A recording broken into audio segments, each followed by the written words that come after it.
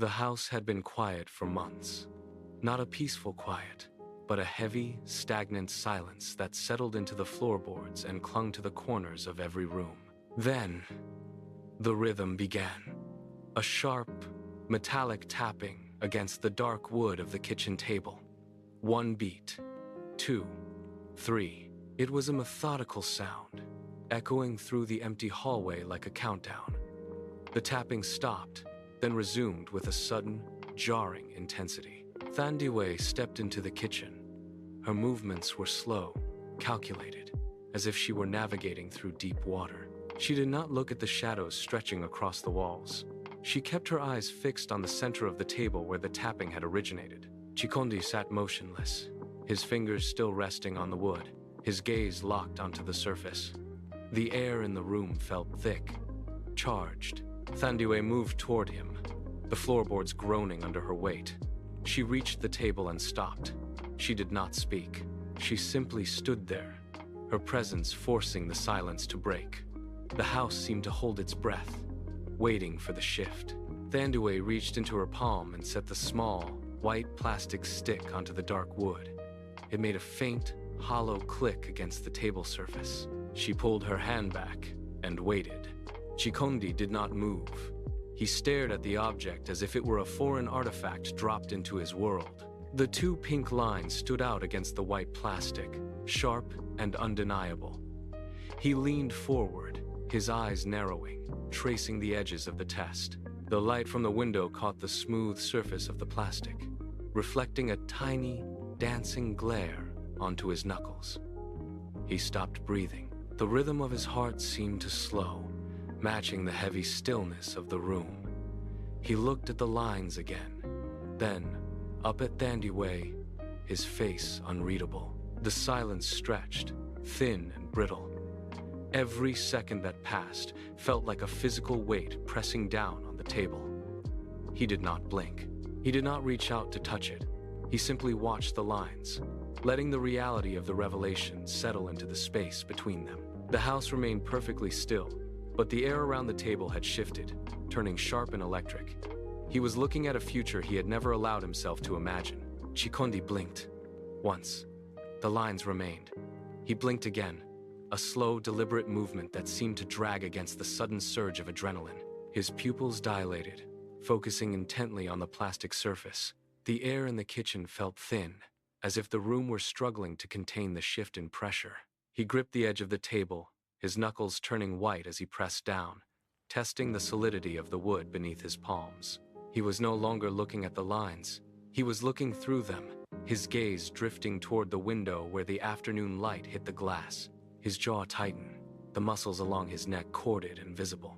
He shifted his weight, his heels digging into the floorboards. The chair beneath him groaned, then shrieked as he shoved it backward. The sound was violent, a jagged tear in the fabric of the silence. He stood up, his legs locking into place. He did not look at Thandiwe. He looked at the space in front of him, his posture changing from the slumped, defensive stance of a man hiding in the dark to the upright, rigid frame of someone bracing for an impact. A jagged, sharp sound tore from his throat. It was a laugh, raw and unpracticed, echoing against the kitchen tiles. He tilted his head back, his face breaking into a wide, disbelieving grin that reached his eyes. He reached out, his fingers trembling as they brushed the rough grain of the table edge.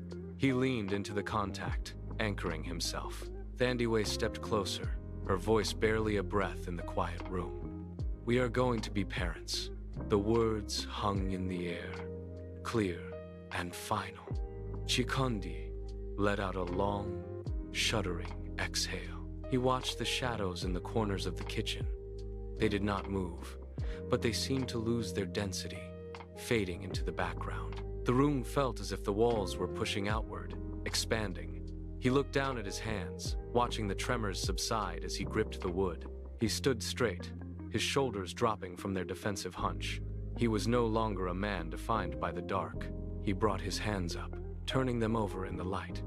He studied the calluses, the scars, and the steady pulse at his wrists.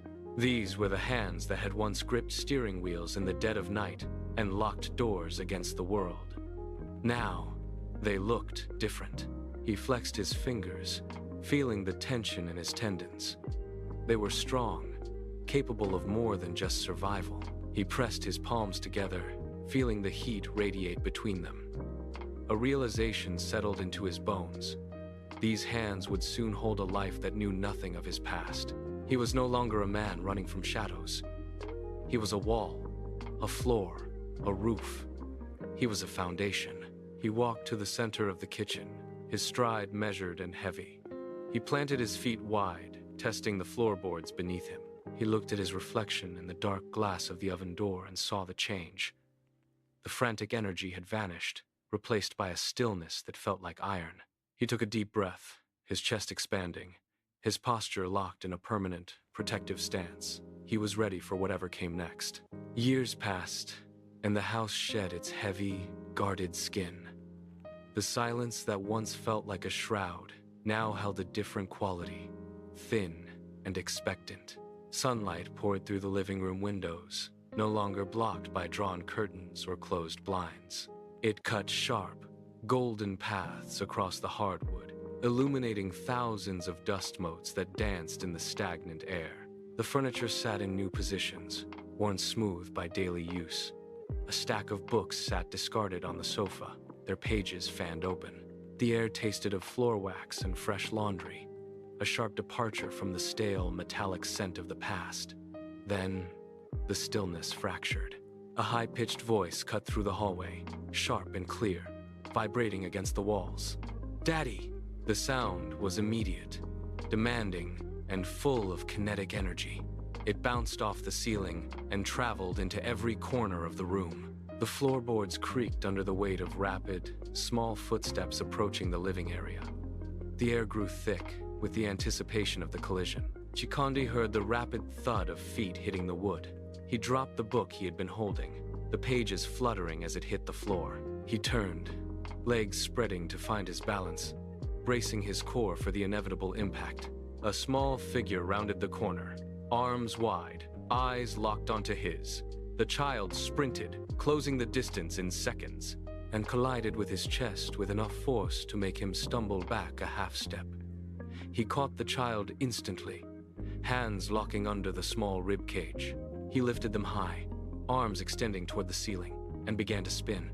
The world blurred into a streak of golden sunlight and shadows.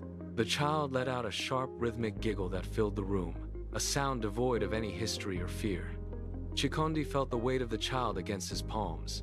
He spun faster, his feet sliding across the polished floor, his head tilted back.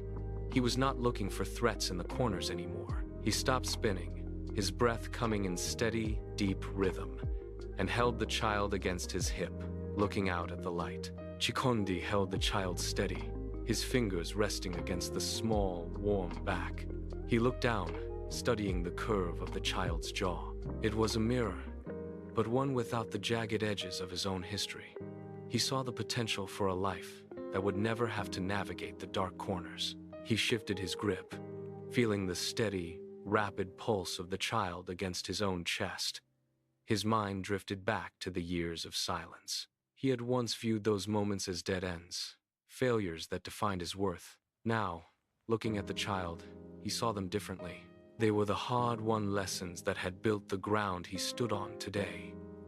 He reached out and touched the child's hand, comparing the small, unscarred skin to his own calloused palms. He did not need to be a perfect man to be a guide. He only needed to be honest. The weight of his past no longer felt like a burden to be hidden.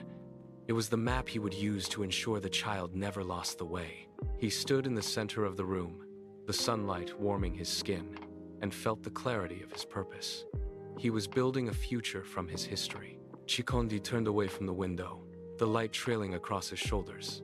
He shifted the child, who rested a small hand against his collarbone. Across the room, Thandaway stood in the doorway, her arms folded, watching them. Their eyes met, and the space between them held no tension, no hidden agendas, and no lingering ghosts. He walked toward her, his footsteps heavy and sure on the hardwood. He stopped a few feet away, the distance between them now, a bridge rather than a barrier. The man who had once spent years hiding in the dark, constantly checking the locks and watching the shadows, had simply ceased to exist. In his place stood a man who walked in the open, with nothing left to conceal from the person who knew him best. He leaned forward, the child shifting slightly in his arms, and pressed his lips to the child's forehead. He felt the steady, rhythmic beat of a new life against his own chest, a pulse that was clear and unburdened. He looked back at Thandiwe, a small, genuine smile touching his lips. He did not need to speak. The silence in the house was no longer a void waiting to be filled with secrets. It was a quiet, shared space of absolute presence. He adjusted his grip, feeling the warmth of the child, and took a final step toward the center of the room. The history that had once dictated his every move had been stripped of its power. He was home, he was visible, and the victory was the very air he was breathing.